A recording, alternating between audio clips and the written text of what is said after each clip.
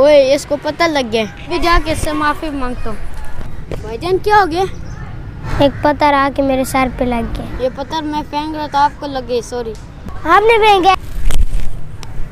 क्यों मारा था पत्थर? भाईजान गलती से आपको लग गया। क्यों मारे? भाईजान मुझसे गलती हुई है। क्या हुआ छोड़ो छोड़ो छोड़ो। भैया आपका क्या मसला है? इसने मेरे सर पे पत्थर मारे हैं। भैया आपने पता क्यों इसको मारा? मैं पत्थर फेंक रहा था, इसको गलती से लग गई। मैंने इसे माफी भी मांगी है। इसने आपसे माफी मांगी थी? मांगी है, लेकिन इसने मुझे मारा क्यों है? इसने फिर आपसे माफी भी मांग लिया। अगर कोई माफी मांगे तो उसको माफ कर देना चाहिए। हमारे नबी को कुफार ने कितना सताया था। जब उन्होंने माफी मांगी तो नबी सल्लल्लाहु अलैहि वसल्लम ने उनको माफ कर दिया। जब इसने आपसे माफी मांगी है तो इसको माफ कर देना चाहिए था। मुझे गुस्सा आ गया था, गुस्से की वजह से इसको मैंने मारा है। इसको आप माफ कर दो।